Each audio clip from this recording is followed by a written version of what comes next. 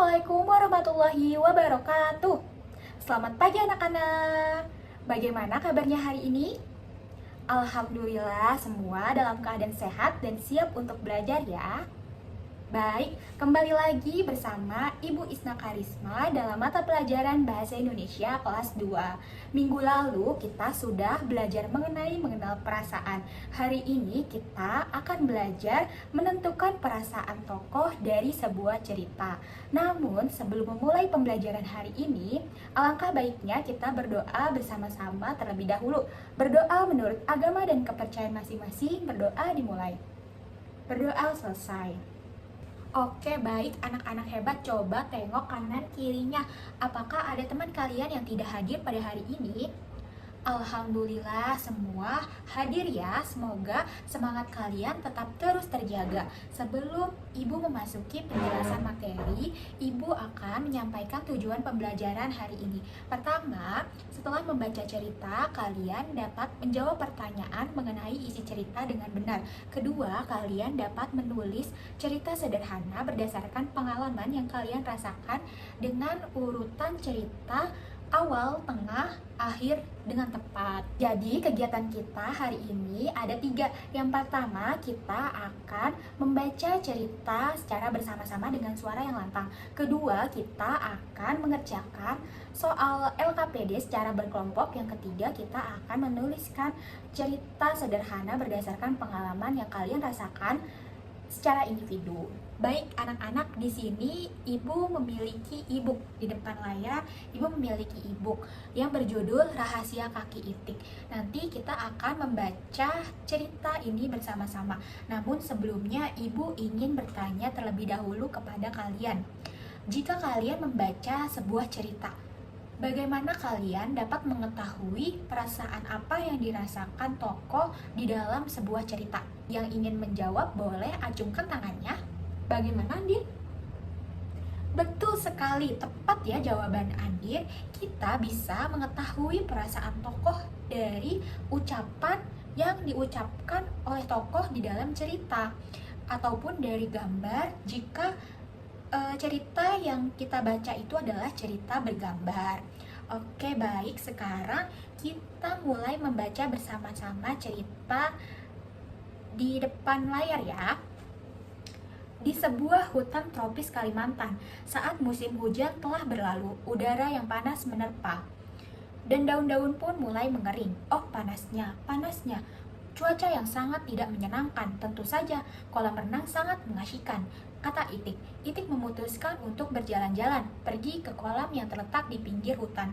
Belum jauh Itik berjalan, dia berpapasan dengan sekawanan burung bangau. Apa kabar, Tik? Sapa salah satu burung bangau. Kakimu pendek, kasar, dan jari-jarimu berselaput. Aduh, kasihan sekali. Lalu sekawanan burung bangau itu berdiri di depan Itik. Lihatlah, kaki kami panjang dan bersih. Kami bisa melompat dan menari. Itik terdiam. Dia menatap kakinya. Oh, mengapa kakiku pendek, kasar, dan berselaput? Itik mempercepat langkahnya. Dia pergi meninggalkan sekawanan burung bangau itu. Itik terus berjalan. Setengah jalan menuju kolam, Itik dipanggil oleh burung elang. Kasihan betul kamu, Tik. Gara-gara kakimu yang pendek dan kasar, jalanmu terlihat bergoyang ke kiri dan ke kanan. Burung elang lalu hinggap di depan Itik. Lihatlah kakiku ini, kokoh dan kuat dengan kuku-kuku yang tajam. Julukan Itik si kaki pendek dan kasar sering terdengar di telinga Itik. Hatinya sedih sekali, tapi dia tidak mau terlihat menangis seperti ini. Akhirnya Itik sampai ke kolam. Sewaktu dia mulai mendekati tepian kolam, dia berdiri diam menatap kedua kakinya. Kakiku pendek, kasar, dan berselaput. Mengapa aku tak mempunyai kaki-kaki indah seperti mereka? Tanya Itik pada diri sendiri. Sementara itu, sekawanan burung bangau kecil begitu asyik bermain bola. Suatu ketika, salah satu si bangau kecil terpleset dan biur. Tolong! Itik mendengar teriakan minta tolong. Biur! Dengan satu kayuhan kakinya yang kuat dan tendangan kakinya yang penuh tenaga, Itik berenang meluncur ke kiri dan ke kanan. Hap! Satu sayapnya meraih si bangau kecil, lalu menariknya ke tempat aman. Di saat berenang tadi, segera Itik menyadari, kakiku yang pendek, kasar, dan berselaput ini ternyata sangat berguna untuk berenang dan menyelam. Gugam Itik. Sebuah senyuman merekah pada bibirnya. Terima kasih, Tik, telah menyelamatkan anakku. Maafkan aku, Tik. Tadi aku mengejekmu, kata burung bangau penuh penyesalan. Ya, Itik tahu pada akhirnya setiap makhluk mempunyai kekurangan dan kelebihan. Bagi seekor itik, kelebihan apa yang bisa lebih hebat dari keahliannya berenang? Oke, baik anak-anak. Dari cerita yang kita baca tadi, siapa saja tokoh yang ada di dalam cerita? Betul, tokoh yang ada dalam cerita adalah itik, burung bangau, bangau kecil, dan burung elang. Lalu bagaimana perasaan itik di awal cerita? Tidak nyaman? Panas? Betul, betul. Tidak nyaman ya, perasaan itik tidak nyaman karena cuacanya panas. Tapi dia senang juga, dan bersemangat karena ingin pergi ke kolam.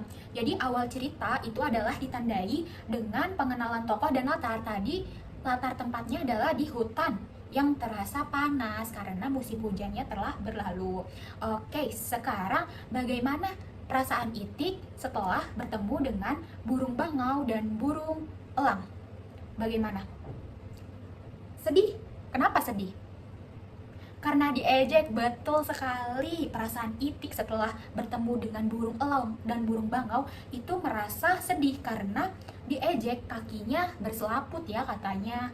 Oke, sekarang terakhir, bagaimana perasaan itik di akhir cerita? Senang.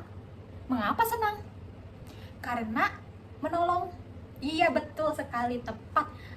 Perasaan itik senang di akhir cerita karena bisa menolong anak bangau. Dan itik sadar bahwa kekurangan yang itik miliki justru menjadi kelebihan yang itik punya. Baik, ternyata anak-anak ibu hebat ya, karena bisa menjawab seluruh pertanyaan yang ibu berikan. Karena kalian sebelumnya telah membaca ya, jadi kalian tahu bagaimana perasaan itik di awal, di akhir, ataupun di tengah cerita. Selanjutnya, ibu akan memberikan kalian LKPD untuk dikerjakan secara berkelompok ya. Untuk kelompok 1, untuk kelompok 2, untuk kelompok 3. Jadi ibu beri waktu kalian 10 menit pengerjaan. Di dalam LKPD terdapat cerita yang harus kalian baca, lalu kalian jawab pertanyaannya ya. Ceritanya berbeda dengan cerita yang sebelumnya kita bacakan bersama.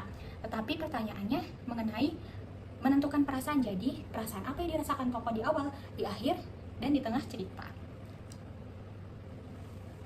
Tuh, kerjakan bersama-sama ya. Apakah sudah selesai anak-anak? Baik, boleh dikumpulkan ke ibu.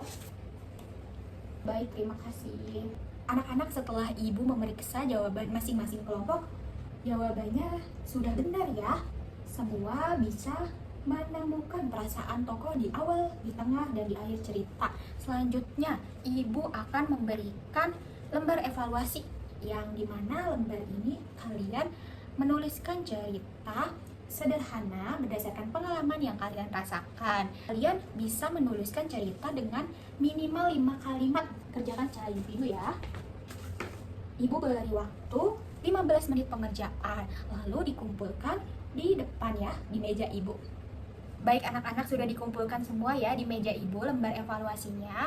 Selanjutnya, mari kita simpulkan bersama-sama mengenai materi hari ini. Hari ini kita telah belajar bahwa perasaan tokoh dapat diketahui dari kata-kata atau kalimat yang diucapkan tokoh, ataupun dari gambar jika cerita tersebut adalah cerita bergambar.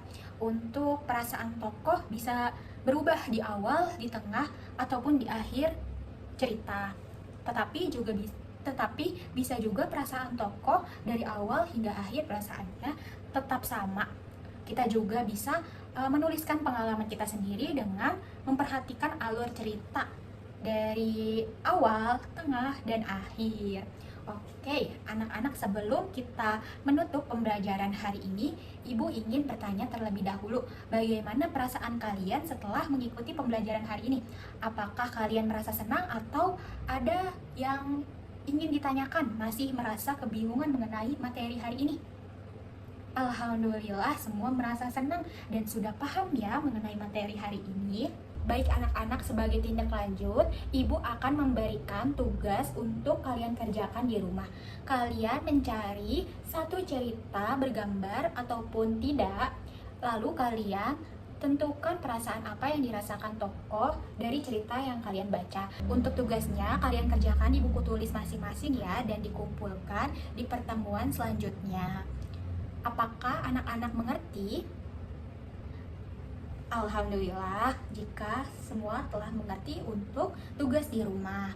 Alhamdulillah ya Rabbil Alamin, karena bel sebentar lagi berbunyi, pembelajaran hari ini telah selesai. Anak-anak boleh merapikan alat tulisnya. Terima kasih kepada anak-anak semua yang sudah belajar dengan penuh semangat pada hari ini. Kita tutup pembelajaran hari ini dengan pembacaan doa bersama-sama. Berdoa menurut agama dan kepercayaan masing-masing. Berdoa dimulai. Berdoa selesai. Sampai jumpa di pertemuan berikutnya. Jangan lupa ya dikerjakan anak-anak untuk tugasnya. Wassalamualaikum warahmatullahi wabarakatuh.